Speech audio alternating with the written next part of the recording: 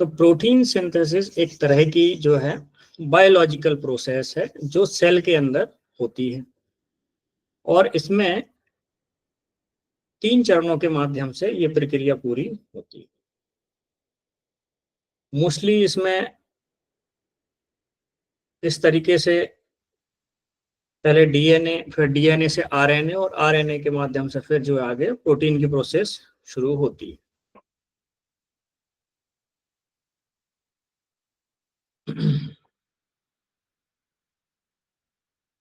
सो पहला इसमें जो है 2 मेन प्रोसेस होंगी, ट्रांसक्रिप्शन और ट्रांसलेशन। ये वर्ड जो है कई बार आपके सामने आएगा, और जब आप हिंदी की गाइडन को आप उठाएंगे तो उसमें ये वर्ड लिखा आएगा प्रतिलेखन और अनुवाद। ट्रांसलेशन मीन्स अनुवाद, और ट्रांसक्रिप्शन प्रतिलेखन। सो डीएनए का उपयोग जो है मैसेंजर आरएनए को सिंथेसिस करने के लिए एक टेम्पलेट के रूप में किया जाता है। सो पिक्चर से पहले आपको मैं एक्सप्लेन करता हूँ, फिर जो है थोड़ा थ्योरी देखेंगे और फिर आगे बढ़ेंगे।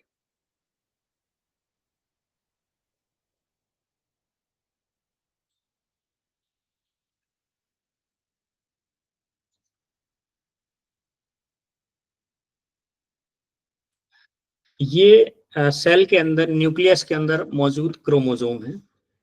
क्रोमोजोम एक क्वाइल्ड रचना होती है, और ये आगे जाके क्या है, डीएनए का डबल हेलिक्स के रूप में, ये अगर आप इसको तोड़कर देखेंगे तो डीएनए इसके अंदर क्वाइल्ड रूप में मिलेगा। ठीक, ये डीएनए में डबल स्ट्रैंड होते हैं या डबल हेलिक्स बोला जाता है, और इन हेलिक्स के बीच में जो है न्यूक्लियोटाइड जुड़े होते हैं। न्यूक्लियोटाइड के रूप में यहाँ पर एडेनिन, साइटोसिन, थाइमिन और ग्वाइनिन, ये 4 तरह के जो है न्यूक्लियोटाइड होते हैं। आरएनए कब बनेगा, जब इसमें यूरेसिल नाम का ग्रुप जब जुड़ जाता है, तो ये जो है आरएनए इसमें बन जाता है। तो आरएनए और डीएनए में क्या डिफरेंस होगा, इसमें आप यहाँ पर देखें ये पिक्चर में। So DNA deoxy ribo nucleic acid, और आरएनए राइबो न्यूक्लिक एसिड। सो इसकी बेस पेयर क्या होती है डीएनए की, ग्वाइनिन, साइटोसिन या साइटोसिन ग्वाइनिन। ये जी से सी मिलता है और सी से जी मिलता है, ये इस तरीके से पेयर बनती है। और ए से टी मिलता है और टी से ए मिलता है।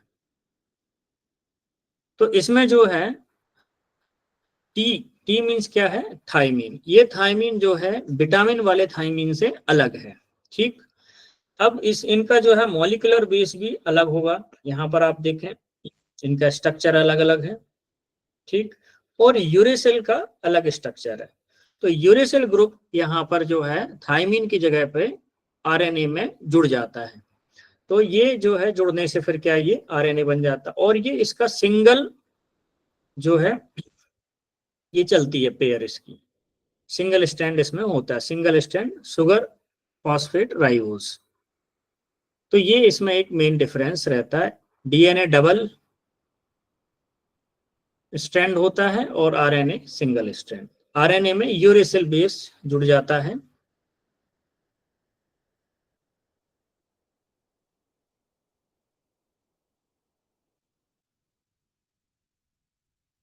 ये देखिए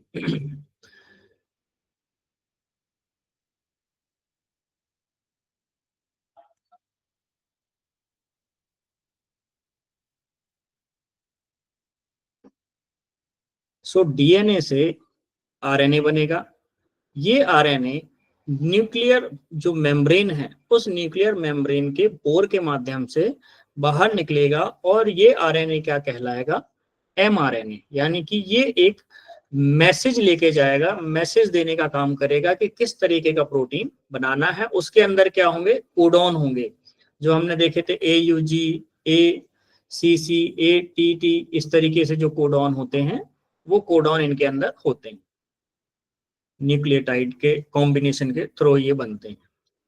तो ये यहाँ से मैसेज लेके जाएगा एमआरएनए के थ्रू, और ये कहाँ पहुंचेगा, राइबोसोम की। राइबोसोम की 2 यूनिट होती हैं, एक स्मॉल सब यूनिट होती है और एक लार्ज सब यूनिट होती है। तो mRNA attach to the ribosome. ठीक, यहाँ पर ये सेकेंड प्रोसेस में ये इससे जुड़ेगा राइबोसोम से। फिर जो है एक होता है टीआरएनए यानी कि ट्रांसफर आरएनए। ये क्या काम करता है, ये अमीनो एसिड को पकड़ता है और राइबोसोम के यूनिट में आके अटैच हो जाता है। ये देखें आगे की प्रोसेस, थर्ड प्रोसेस।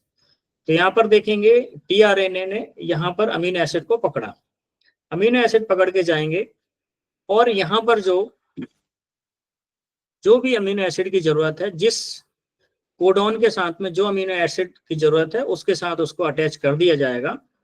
इस तरीके से यहाँ पर जो स्टार्टिंग कोडॉन होता है AUG होता है, या मैथियोनिन भी बोला जाता है, मैथियोनिन भी होता है इसमें। तो AUG स्टार्टिंग कोडॉन है और जहां पर कोडॉन में UAA या U आगे आ जाएगा और बाकी के पीछे हो जाते हैं, तो वहां पर फिर जो है वो स्टॉप कोडॉन है। तो इस तरीके से ये पकड़ पकड़ के यहाँ से जो है अमीनो एसिड को लाया जाएगा, कोडॉन के हिसाब से मैच करेंगे और वहां पर जोड़ दिया जाएगा। इस तरीके से यहाँ पे आगे प्रोटीन की एक चेन बनती चली जाएगी। तो यहाँ से पकड़ेगा फिर छोड़ देगा, फिर दूसरा पकड़ के लाएगा, फिर यहाँ पर ऐड करेगा। इस तरीके से ये ट्रांसलेशन प्रोसेस चलेगी। ठीक,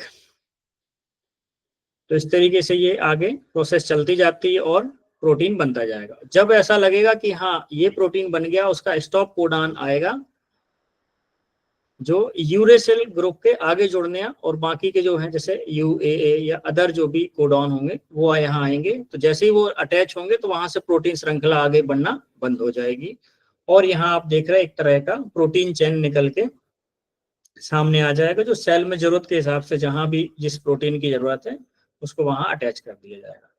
तो प्रोसेस देखा जाए तो DNA से RNA, RNA से mRNA और mRNA से प्रोटीन बनता है। ये प्रोटीन सिंथेसिस की प्रोसेस है।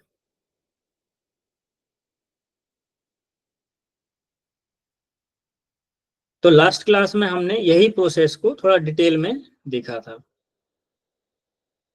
सेल की प्रोटीन फैक्ट्री किसे कहा जाता है? सभी लोग चैट में लिख के बताइए, सेल की प्रोटीन फैक्ट्री किसे कहा जाता है?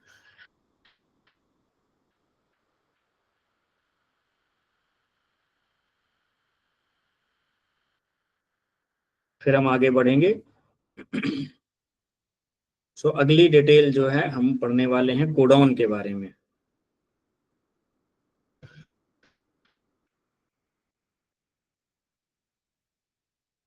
सेल की प्रोटीन फैक्ट्री।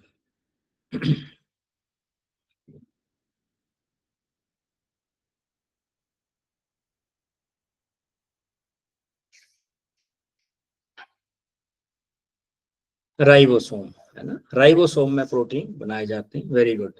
राइबोसोम जो है प्रोटीन फैक्ट्री। और सेल का किचन बोले या उसका पावर हाउस बोले, वो किसे कहते हैं? सेल का पावर हाउस। वेरी गुड, सभी ने काफी अच्छे आंसर दिए प्रोटीन फैक्ट्री के। अभी आप बताएं सेल का पावर हाउस किसे कहा जाता है?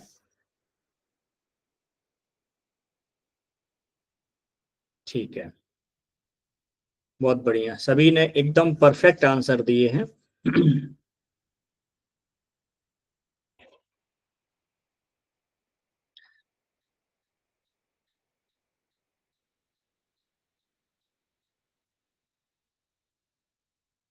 माइटोकॉन्ड्रिया।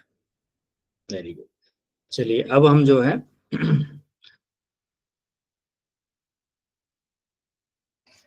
प्रोटीन सिंथेसिस हमने देख लिया है, किस तरीके से प्रोटीन सेल के अंदर बनते हैं।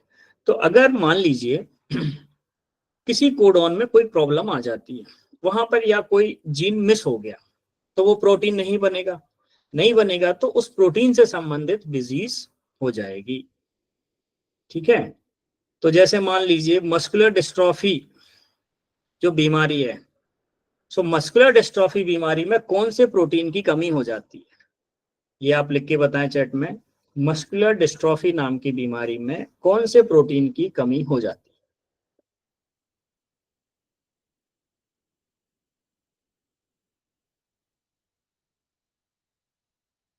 क्योंकि हम जो पढ़ रहे हैं उसका को रिलेशन हमको बीमारियों के साथ भी करना है, ताकि आपको ये पता चले कि ये जो पढ़ाई है उसका उपयोग कहाँ पर होगा।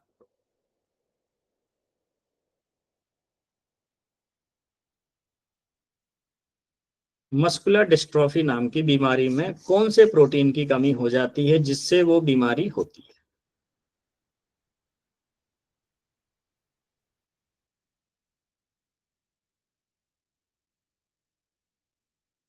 लिख कर बताएं सभी लोग। जिसको भी पता है, नहीं तो मैं फिर बताऊंगा ही आप लोगों को।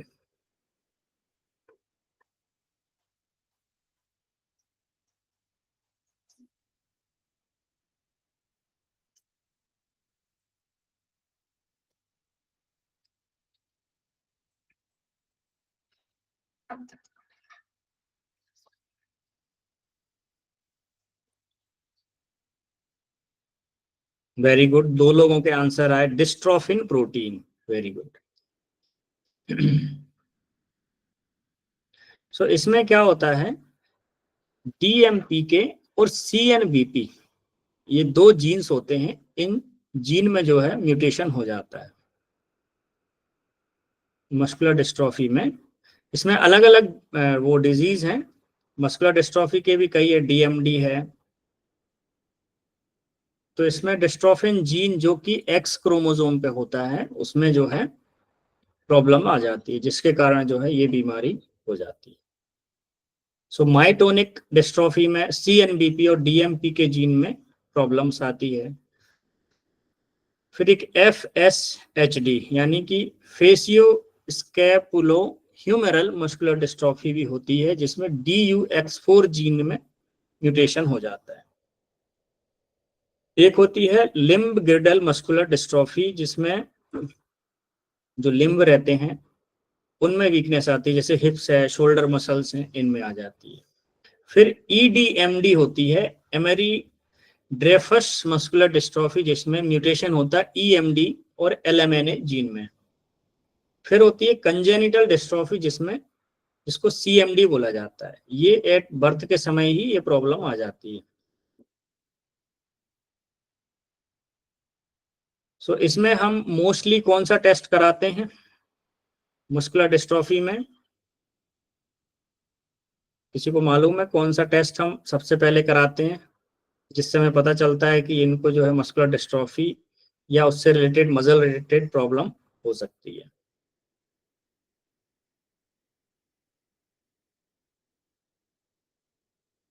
CPK। Very good. So creatinine kinase करके एक एंजाइम होता है, जो कि मसल वेस्टिंग के दौरान बॉडी में बढ़ जाता है, जिससे हम ये पता लगाते हैं कि कितनी तेजी से मसल वेस्ट हो रहे हैं। चलिए, सभी को बहुत ही अच्छा आपने आंसर दिया। तो अब हम आगे बढ़ेंगे, कोडॉन के बारे में हम डिटेल समझेंगे कि ये कोडॉन क्या होते हैं। हाँ जी, रेंज अप्रोक्स 200। तो जब मसल वेस्टिंग होती है तो किसी किसी का 2000 3000 तक भी ये पहुंच जाता है CPK।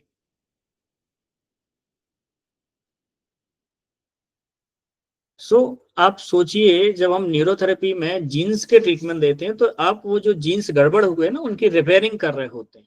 तो ये सेलुलर लेवल पे ये काम होना है। तो यहाँ जो ट्रांसक्रिप्शन प्रोसेस है, जहाँ पर राइबोसोम जो है नए प्रोटीन बनाएगा, तो उनमें अगर जो DNA है उसमें अगर प्रॉब्लम आ जाएगी, तो वहां से जो है डिफेक्टिव mRNA जाएगा, तो वो गलत मैसेज देगा, तो वो प्रोटीन बनेगा ही नहीं, क्योंकि उसके अंदर वो मौजूद ही नहीं है। तो इस तरीके से ये बीमारियां, अनुवांशिक कई तरह की बीमारियां आती हैं। और कोई अनुवांशिक बीमारी का नाम बताइए जो आपको याद हो, कोई जेनेटिक डिसऑर्डर जिसका नाम आपने सुना है। डाउन सिंड्रोम नाम सुना है आपने? डाउन सिंड्रोम, उसमें कौन से क्रोमोसोम में डिफेक्ट आ जाता है?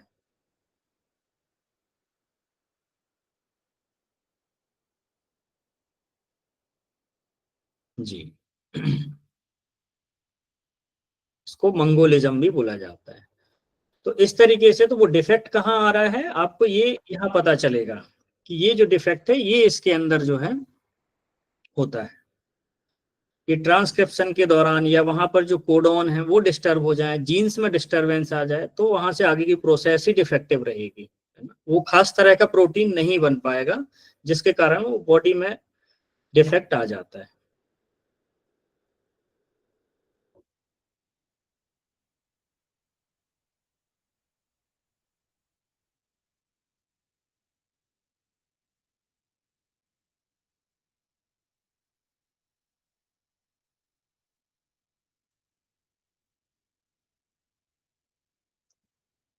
तो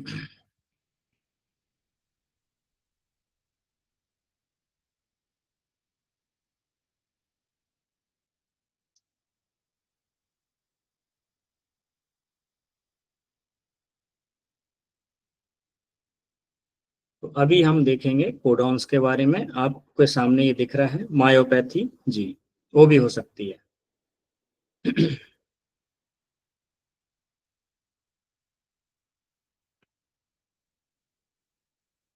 सो कोडॉन जो है डीएनए या आरएनए में 3 न्यूक्लियोटाइड का एक सीक्वेंस होता है जो प्रोटीन सिंथेसिस के दौरान एक स्पेसिफिक अमीनो एसिड या स्टॉप सिग्नल से मेल खाता है। क्या होता है, एक 3 न्यूक्लियोटाइड का एक सीक्वेंस हो सकता है। वो 3 न्यूक्लियोटाइड क्या हो सकते हैं, AUG, AUC, है ना, इस तरीके से ये 3 न्यूक्लियोटाइड उसमें होंगे। ठीक, UAA, UAC, UAG, इस तरीके के ये 3। तो इसमें क्या है, एडेनिन, ग्वाइनिन, साइटोसिन, और इसमें क्या हट जाएगा, थाइमीन। थाइमीन नाम का जो न्यूक्लियोटाइड है वो इसमें नहीं रहेगा। तो कोडॉन क्या है, इन्हीं को कोडॉन बोला जाता है। ठीक, तो कोडॉन डीएनए या आरएनए में 3 न्यूक्लियोटाइड का एक सीक्वेंस है जो प्रोटीन सिंथेसिस के दौरान एक स्पेसिफिक अमीनो एसिड, जो खास अमीनो एसिड है ना, आपने पढ़े होंगे अमीनो एसिड, जैसे टायरोसिन अमीनो एसिड है, ऐसे कई तरह के अमीनो एसिड हैं, तो उनसे ये मेल खाता है।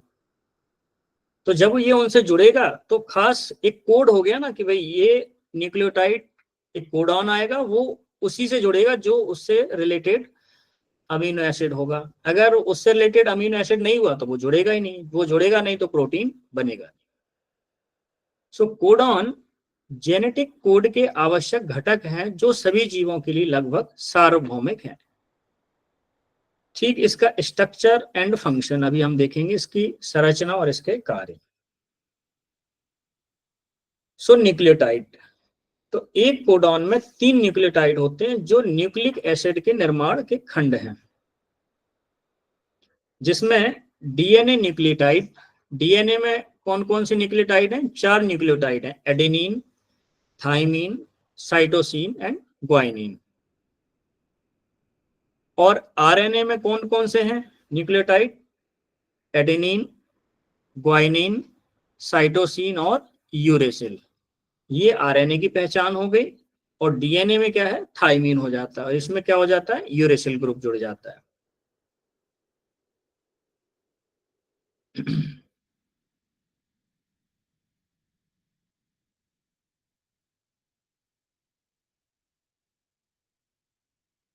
अब आता है, पहले हमने देख लिया उसका न्यूक्लियोटाइड, इसकी संरचना में पहली संरचना होती है न्यूक्लियोटाइड। दूसरा है ट्रिपलेट कोड। ट्रिपलेट कोड किसे कहा जाता है, प्रत्येक कोडॉन में 3 बेस होते हैं। कौन कौन से बेस होते हैं, 3 होते हैं। क्या होंगे, जैसे कि AUG यानी एडेनिन, यूरेसिल, ग्वाइनिन। दूसरा क्या हो सकता है, UUU यानी कि यूरेसिल के 3 ग्रुप हो सकते हैं। इसमें ये भी ध्यान रखिए कि रिपीट भी हो सकता है, ये AAG भी हो सकता है। ऐसे करीब 64 कॉम्बिनेशन बनते हैं कोडॉन के। GGC हो सकता है, GAC हो सकता है। ठीक, तो इन्हें क्या बोला जाता है, ट्रिपलेट कोड। इन ट्रिपलेट कोड को ड्यूरिंग ट्रांसलेशन के दौरान सीक्वेंसली पढ़ा जाता है, एक के बाद एक पढ़ा जाएगा, और उसको जो राइबोसोम जो पढ़ेगा ना, उसके हिसाब से फिर जो टीआरएनए उसमें अमीनो एसिड को अटैच कर देगा। अमीनो एसिड जुड़ के फिर क्या बनाएंगे, प्रोटीन बनाएंगे। ठीक, तो पहला देखा हमने न्यूक्लियोटाइड, दूसरा देखा ट्रिपलेट कोड, तीसरा है जेनेटिक कोड। अब ये जेनेटिक कोड क्या है, तो कोडान को विशिष्ट अमीनो एसिड में ट्रांसलेट किया जाता है जो प्रोटीन के बिल्डिंग ब्लॉक्स हैं। प्रोटीन किससे मिलके बना होता है, अमीनो एसिड से। तो अमीनो एसिड क्या होगा, प्रोटीन के बिल्डिंग ब्लॉक।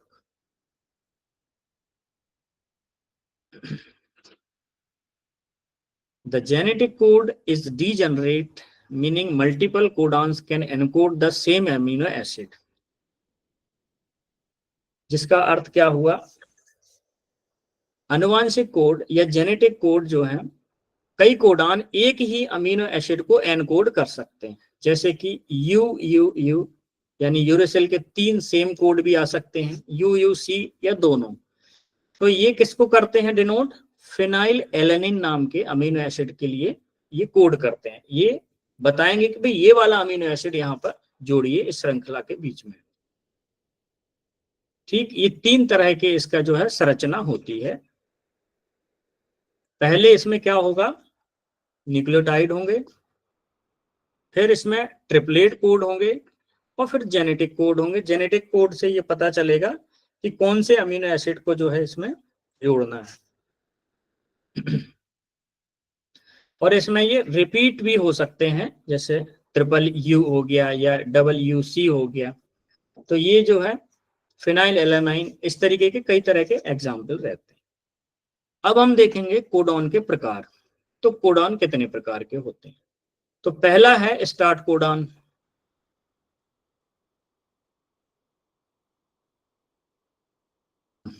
स्टार्टिंग कोडॉन कौन सा है? किसी को याद है तो आप चैट में लिखें, स्टार्ट कोडॉन कौन सा होगा?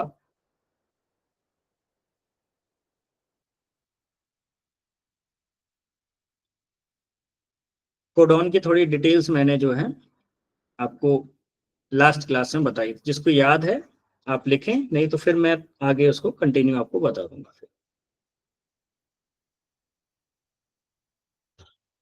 ए यू जी, वेरी गुड, बहुत बढ़िया।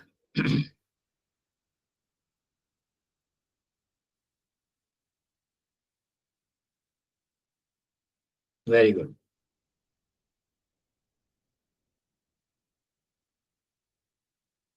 चलिए, स्टार्टिंग कोडान है ए यू जी, और एक और होता है जो मेथियोनिन करके होता है। तो mostly A U G starting codon कहलाता है। तो ए यू जी अधिकांश जीवों में स्टार्ट कोडान है, और यूकेरियोट्स में मेथियोनिन या प्रोकैरियोटिस जो सेल्स होती है उनमें फार्माइल मेथियोनिन के लिए कोड करता है। सो यूकेरियोट जो एनिमल सेल्स होती हैं, है ना, तो उनमें ये AUG एक स्टार्ट कोडॉन होता है। यह अनुवाद के शुरुआत का संकेत देता है, यानी कि ट्रांसलेशन का संकेत देता है कि भाई अब जो है ट्रांसलेशन शुरू कीजिए। तो कोडॉन को पढ़ेगा, पढ़ने के हिसाब से टीआरएनए उस अमीनो एसिड से जुड़ जाएगा। तो पहला हो गया स्टार्ट कोडॉन। ये इसके हम क्या देख रहे हैं? प्रकार देख रहे हैं, टाइप्स देख रहे हैं, कोडॉन के टाइप्स क्या क्या है। तो पहले हो गया स्टार्ट कोडॉन। दूसरा है sense codon, SENS, sense codon. So इसके जो है codons that encode amino acid, there are 61 sense codon out of 64 possible combination. तो कोडॉन जो अमीनो एसिड को एनकोड करते हैं उसके 64 संभावित कॉम्बिनेशन बन सकते हैं, उनमें से 61 जो है वो सेंस कोडॉन है।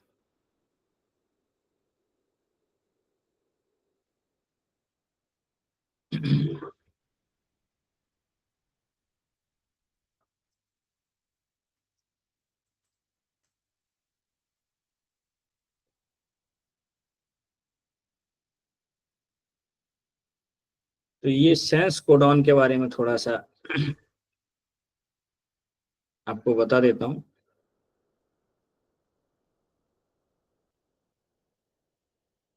तो सेंस कोडॉन के जो है इसमें जैसे कि each sense codon consist of 3 nucleotide AUG, GCU और AGA। सो ये मोस्टली क्या है, 20 स्टैंडर्ड अमीनो एसिड। सो 64 में से 61 जो है सेंस कोडॉन है, और जो 3 जो कोडॉन बचते हैं 61 के बाद, तो वो हो जाते हैं स्टॉप कोडॉन, जो कि स्टॉपिंग का सिग्नल देंगे या टर्मिनेशन का सिग्नल देंगे कि भाई जो है ट्रांसलेशन कंप्लीट हो गया है, प्रोटीन बन चुका है, अब आप रुक जाइए। ये राइबोसोम को मैसेज मिल जाएगा। तो सेंस कोडॉन जैसे कि जितने भी 61 कॉम्बिनेशन है वो सारे के सारे जो है सेंस कोडॉन कहलाएंगे। उसमें स्टार्टिंग कोडॉन भी आ जाएगा और बाकी के दूसरे कोडॉन भी आ जाएंगे। तो AUG कोड करता है किसके लिए? मेथियोनिन के लिए। And also serve as the start codon in most cases, ज्यादातर केसेस में ये स्टार्टिंग कोडॉन के रूप में यूज हो जाता है। और ट्रिपल यू जो है कोड करता है फिनाइल एलालाइन करके अमीनो एसिड को, और GGC कोड करता है ग्लाइसिन नाम के अमीनो एसिड को। वो हम अभी पूरी जो है टेबल बाद में देखेंगे, ये आप याद करने के लिए बस ध्यान में रखें अभी। तो ये हो गए सेंस कोडॉन, कितने हो गए? 61 सेंस कोडॉन हो जाएंगे और 3 कोडॉन जो है स्टॉप कोडॉन हो जाएंगे। तो पहला टाइप्स का है कोडॉन वो है स्टार्ट कोडॉन, दूसरा है सेंस कोडॉन, और तीसरा जो है टाइप है वो है स्टॉप कोडॉन। कोडॉन जो प्रोटीन सिंथेसिस के अंत का संकेत देते हैं, यानी कि प्रोटीन सिंथेसिस को रोकने का संकेत देते हैं, वो कौन कौन से हैं? वो हैं UAA, UAG एंड UGA। ये 3 है, UAA, UAG and UGA, UAG and UGA। ठीक, इस तरीके से। तो UAA, UAG एंड UGA ये स्टॉप कोड है। ये जहां लग जाएंगे वहां पर प्रोटीन सिंथेसिस रुक जाएगा, वो चेन कंप्लीट हो जाएगी, ये ध्यान रखिए। ये हो गया stop codon. AUG starting codon, stop codon कौन सा? UAG, UGA एंड UAA, ये स्टॉप कोडॉन हो गया। ये किसी भी अमीनो एसिड के लिए कोड नहीं करते हैं, ठीक, ये ध्यान रखिए, ये किसी भी अमीनो एसिड को कोड नहीं करते, ये सिर्फ जो है टर्मिनेशन की प्रोसेस को, यानी कि ट्रांसलेशन को रोकने का संकेत देते हैं कि भाई बन चुका है, जो प्रोटीन बनना था अभी रुक जाइए, अभी आगे नहीं बनाना है। तो अगर दूसरे तरीके, अगर दूसरा कोई बनाना है तो फिर वहां से mRNA निकलेगा, वो बताएगा कि भाई जो है AUG फिर स्टार्ट करो, कौन सा बनाना है प्रोटीन जो है, तो उस तरीके का बनना शुरू हो जाएगा। ठीक, ये हो गया 3 टाइप्स ऑफ कोडॉन। अभी ट्रांसलेशन प्रोसेस कैसे होती है, मैंने अभी आपको बताया था, ये वही प्रोसेस है, ट्रांसलेशन प्रोसेस। सो न्यूक्लियर में DNA को पहला होता है ट्रांसक्रिप्शन।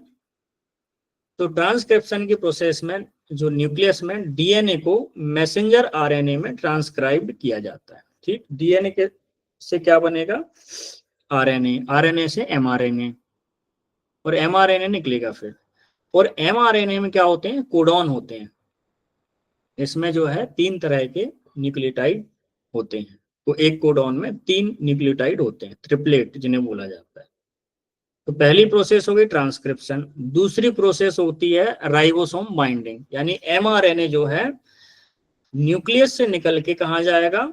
राइबोसोम से जुड़ने के लिए जाएगा। mRNA राइबोसोम तक जाता है, जो प्रोटीन सिंथेसिस का स्थान है या जगह है जहां पर प्रोटीन को सिंथेसिस किया जाता है या बनाया जाता है। ठीक, यहाँ कंफ्यूज नहीं होना, सिंथेसिस मतलब बनाना ही होता है, प्रोटीन को तैयार करना। किस तरीके का प्रोटीन तैयार करना है वो कौन बताएगा? mRNA।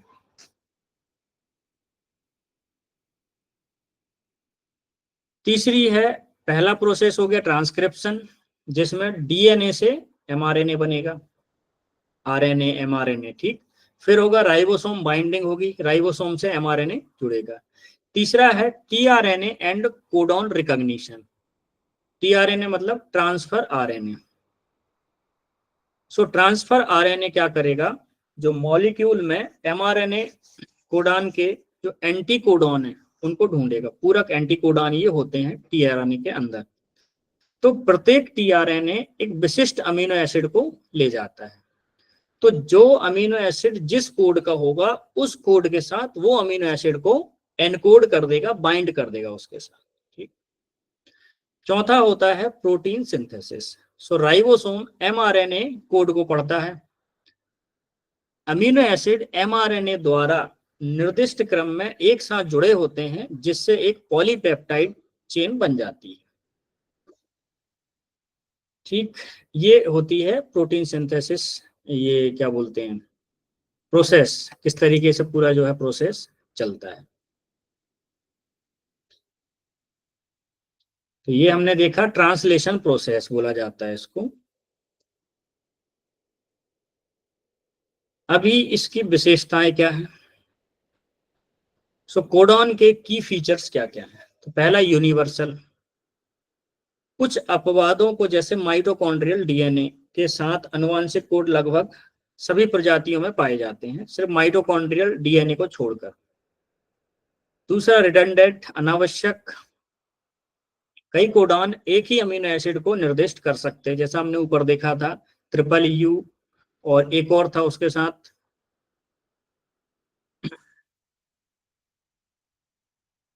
ये देखिए यहां पर था जैसे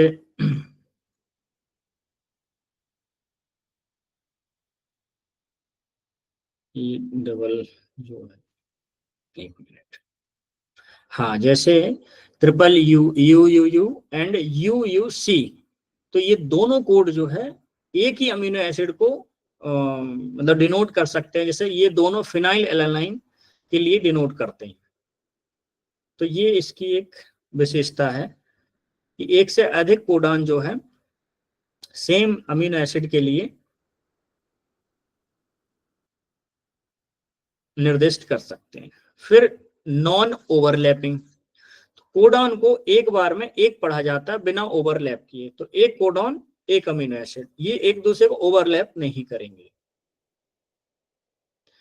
फिर अनएम्बिजियस, स्पष्ट, प्रत्येक कोडॉन केवल एक अमीनो एसिड के लिए कोड करता है।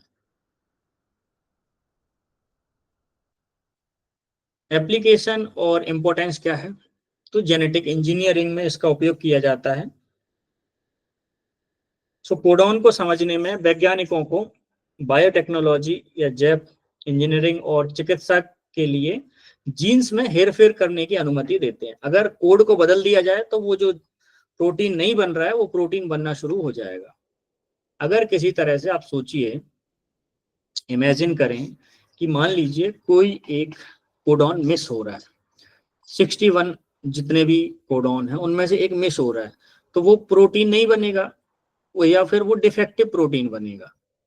तो अगर उसमें वो कोडॉन को प्रॉपर वहां पर आ जाता है किसी भी तरीके से, वो प्रोसेस दूसरी है जो भी है, तो वो प्रोटीन बनने लगेगा। तो ये जीन इंजीनियरिंग में इसका यूज किया जाता है। जैसे कुछ बीमारियां हैं, SMA करके एक डिजीज है, तो उसके लिए एक इंजेक्शन बनाया है जो कई करोड़ों का आता है। आपने ऐड भी देखी होगी मोबाइल पे या टीवी पे आती है कि भाई 18 करोड़ का इंजेक्शन मिलता है। तो ये इंजेक्शन क्या करते हैं, ये सेलुलर लेवल पर जो उसके अंदर प्रोटीन नहीं बन रहा है या जो भी चीज नहीं बन रही है, तो सेल उसको बनाना शुरू कर देती है। तो अंदर जो है वो डिफेक्ट ठीक हो जाता है, पर उसमें भी 100% गारंटी नहीं होती है कि ये बन ही जाएगा, ये चीज रहती है। तो जीन इंजीनियरिंग के माध्यम से कुछ बीमारियों में इस तरीके के सुधार करके जो है उन बीमारियों को ठीक किया जा सकता है या भविष्य में होने से रोका जा सकता है। तो अभी तक साइंस इतना डेवलप हो गया है कि उसने ये पता लगा लिया है कि कौन सा कोडॉन कौन से अमीनो एसिड को डिनोट करेगा और कौन से अमीनो एसिड की कमी से कौन सी बीमारियां होंगी। तो अगर ये प्रोसेस सही चलती रहती है तो आदमी स्वस्थ जीवन जीता है। लेकिन अगर उसके जीन्स में डीएनए में कोई डिफेक्ट है, क्योंकि डीएनए में डिफेक्ट मतलब जीन्स में डिफेक्ट, जीन्स में डिफेक्ट से मतलब ये जो कोडॉन है उनमें डिफेक्ट आना।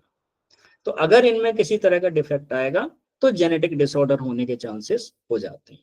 तो ऐसे कई कई सारे जीन्स होते हैं।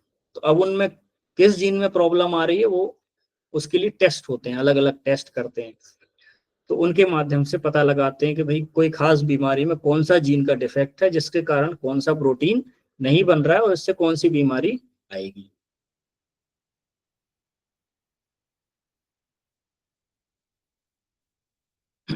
और कहाँ पर इसका यूज है, डिजीज को समझने में, जैसा कि मैंने बताया बीमारियों को समझने में। सो कोडॉन में उत्परिवर्तन जैसे कि म्यूटेशन इन कोडॉन में सब्सटीट्यूशन, इंसर्शन और डिलीशन, किसी कोड को डिलीट करना है या किसी कोड को ऐड करना, इंसर्शन, या फिर उसमें सब्सटीट्यूशन करना है। तो ये जो है अगर इस तरीके का कोई डिफेक्ट आता है कि कोई कोड जो है डिलीट हो गया है या कोई दूसरा कोड आके उसमें जुड़ गया है, तो इसको बोला जाता है म्यूटेशन। उसमें क्या हो गया, बदलाव आ गया, जो कि भविष्य में क्या करता है, एक जेनेटिक डिसऑर्डर को लीड करता है।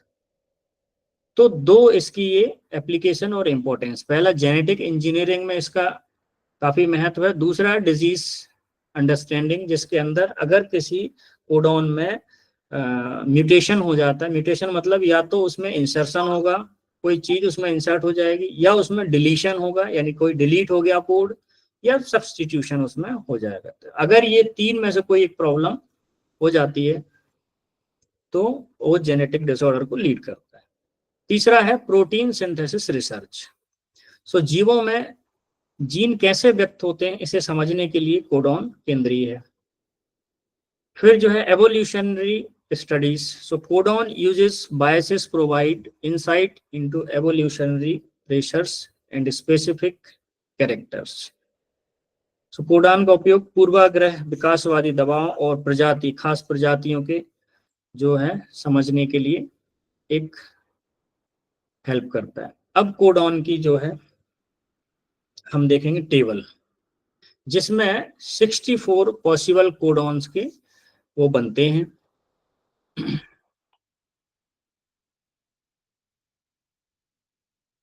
ये टेबल मैं आपके सामने दिखाता हूँ, ये इसमें भी है। उसके पहले थोड़ी सी डिटेल आपको अमीनो एसिड के बारे में बताते हैं।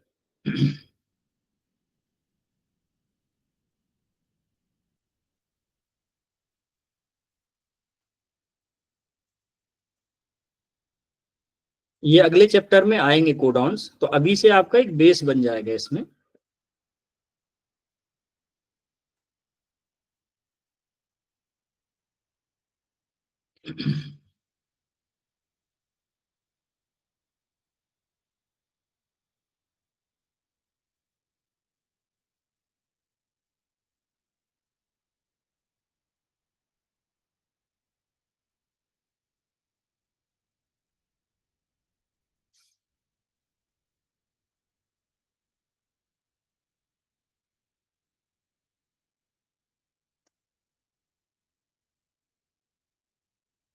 अभी मैं थोड़ा सा अमीनो एसिड के बारे में डिटेल दूंगा, बाकी का फिर हम जो और जो गंभीर डिटेल है वो हम बाद में देखेंगे, अभी एक थोड़ा सा समझने के लिए।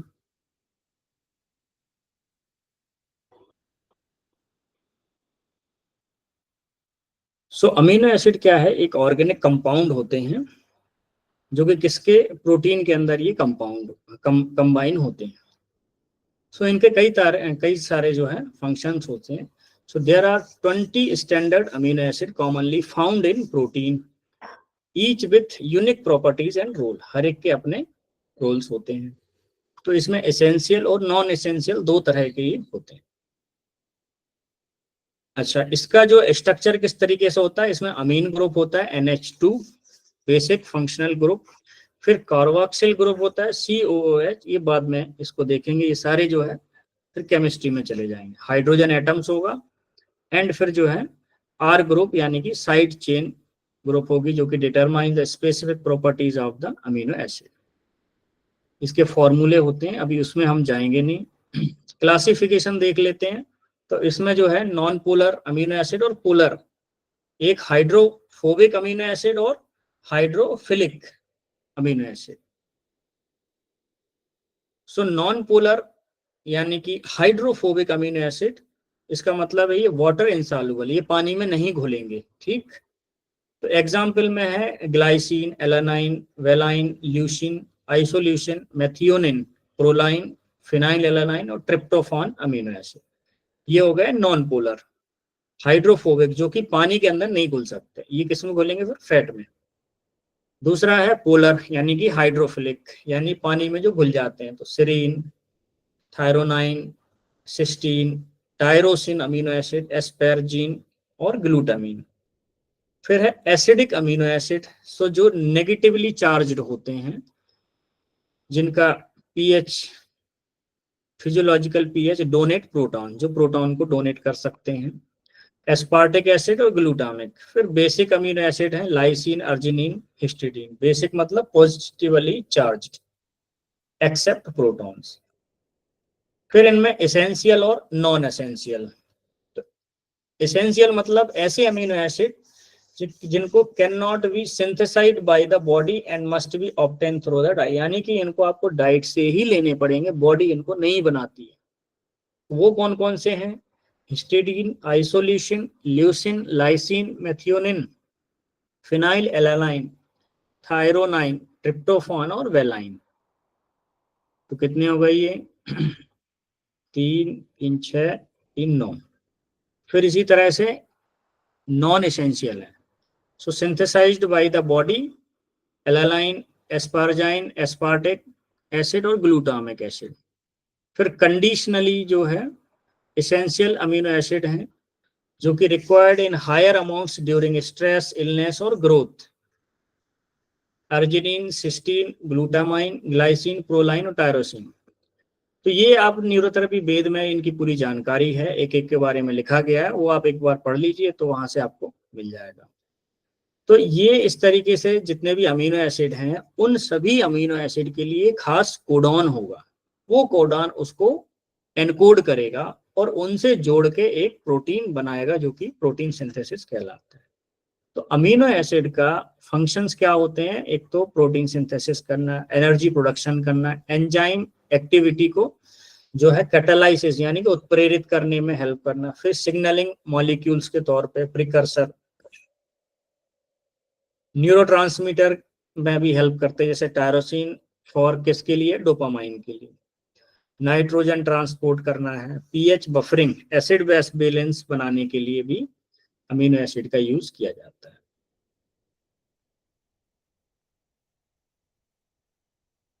अब जैसे ट्रिप्टोफान अमीनो एसिड है, ये प्रिकर्सर है सेरोटोनिन एंड मेलाटोनिन का। Tyrosine thyroid hormone and catecholamines के लिए प्रिकर्सर है। सिस्टीन क्या है? Involve in disulphide bond formation है प्रोटीन, प्रोटीन के बीच डाइसल्फाइड बॉन्ड के लिए सिस्टीन काम करेगा। और ग्लूटामेट जो है न्यूरोट्रांसमीटर, फंक्शंस एज अ की न्यूरोट्रांसमीटर, तो न्यूरोट्रांसमीटर के ये बहुत जरूरी है। तो ऐसे बहुत सारी डिटेल है, ये आप एक मोटी जानकारी रखिए।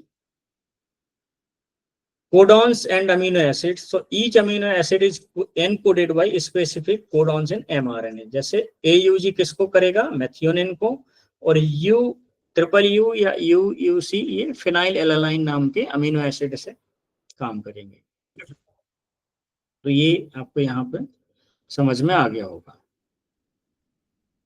तो अब इनके अमीनो एसिड के सोर्स जैसे contains all essential amino acid, जैसे मीट है, एग्स है, डेयरी है, सोया है, ये इनमें कंप्लीट प्रोटीन आपको मिल जाता है।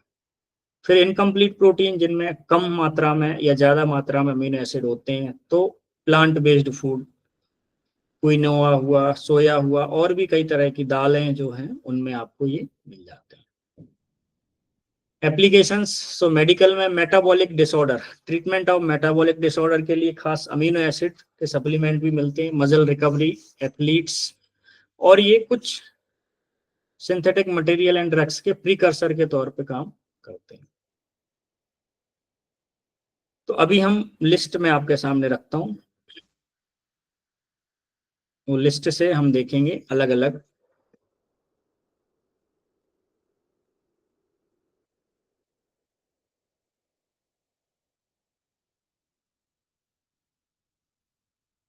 थोड़ा सा टफ है लेकिन इसको बार बार पढ़ेंगे तो धीरे धीरे समझ में आ जाएगा।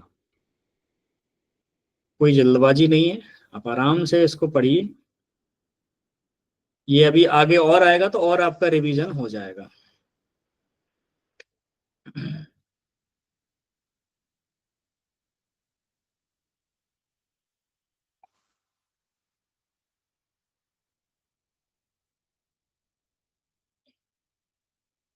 जैसा कि आप पिक्चर में देख रहे हैं, यहाँ देखें ट्रिपल यू कोडॉन। तो यहाँ पर ये चार चार के सेट, मतलब 4 लाइन में आपको दिखाया गया, एक तरफ कोडॉन है, दूसरी तरफ अमीनो एसिड। सो ट्रिपल यू ये फिनाइल एलानाइन नाम के अमीनो एसिड को एनकोड करता है। फिर WC ये फिनाइल एलानाइन, ये भी जो मतलब यानी कि 2 कोड हो गए जो सिर्फ फिनाइल एलानाइन को कर रहे हैं। अच्छा, ल्यूसिन नाम के अमीनो एसिड के लिए 4 कोड हैं, यहां देखें आप, UUA, UUG, CUU, CUC, CUA, CUG। तो इस तरीके के ये कोड हैं। तो अगर मान लो इनमें से कोई एक कोड मिस हो जाता है तो ये 3 कोड जो है इस अमीनो एसिड को जोड़ के अपना कॉम्बिनेशन पूरा कर देंगे। ठीक। फिर आइसोल्यूशन के लिए यहाँ पर 3 कोडॉन है, AUU, AUC, AUA। अब यहाँ पर देखें मेथियोनिन के लिए सिर्फ एक है जो कि स्टार्टिंग कोडॉन है, वो है AUG मेथियोनिन, ये स्टार्टिंग कोडॉन हो गया। फिर GU वेलाइन, वेलाइन के लिए यहाँ पर 4 दिए गए। ठीक, एक लाइन हमने देखी।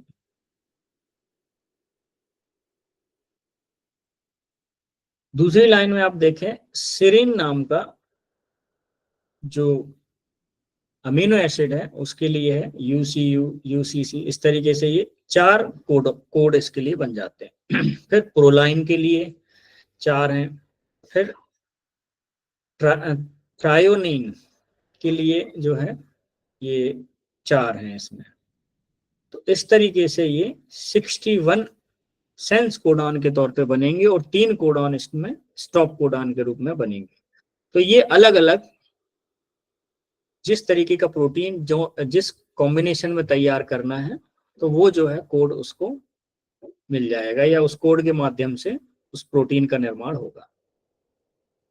ये लिस्ट आपको आगे इसमें मिलेगी, गाइडन में मिल जाएगी आपको, नेक्स्ट चैप्टर में जब हम कंप्लीट करेंगे उसको तो उसमें मिल जाएगा। की notes, starting codon AUG, stop codon UAA, UAG, UGA for an amino but signal the end of translation।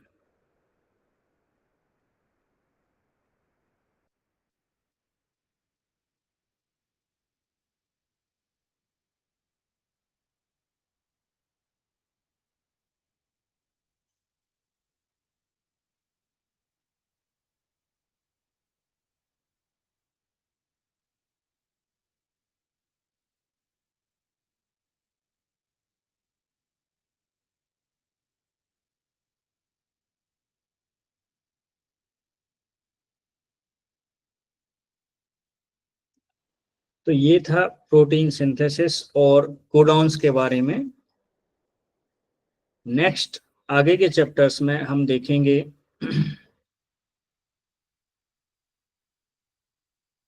कोशिश करेंगे कि ये जो चैप्टर है नेक्स्ट क्लास में खत्म हो जाए।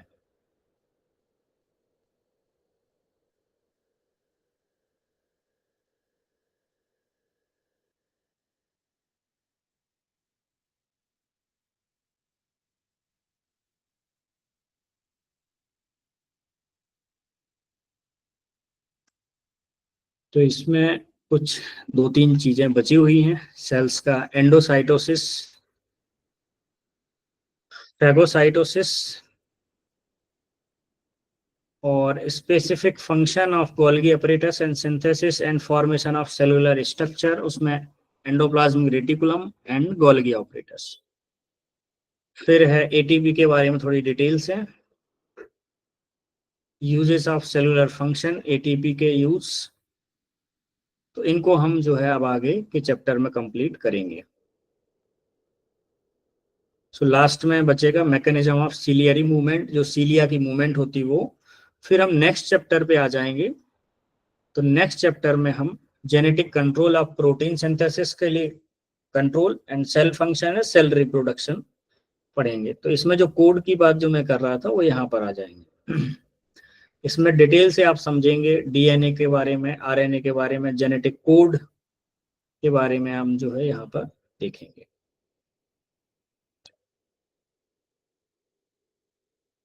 ये देखिए जिस कोडॉन की मैं बात कर रहा था ना, ये है यहाँ पर टेबल 3-1 में आप देख सकते हैं अमीनो एसिड और उसके कोडॉन कौन कौन से। तो एलालाइन के लिए ये कोडॉन दिए, आर्जिनिन, एस्पेराजिन, सिस्टीन, इस तरीके से। सो आगे जो भी हमने डिटेल और जो हम पढ़ चुके हैं उसकी और आगे डिटेल आएगी। काफी कुछ आपको सीखने को मिलेगा, बहुत कुछ आपको जानने को मिलेगा। और ये जो किताब है गुरुजी ने कई बार इसको पढ़ा और बहुत कई बार इसका रेफरेंस वेद में आपको कई जगह पे अलग अलग जगह गुरुजी ने दिया है।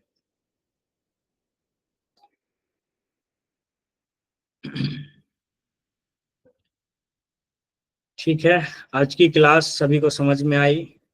कोई मन में सवाल या कंफ्यूजन हो तो आप पूछ सकते हैं। हाँ, 1 मिनट।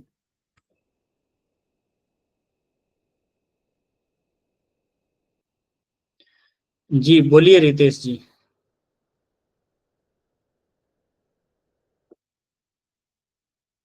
हाँ जी रितेश जी, अनम्यूट कीजिए अपने को। सर जी नमस्कार। नमस्कार जी। अमीनो एसिड कौन से खाद्य पदार्थ है?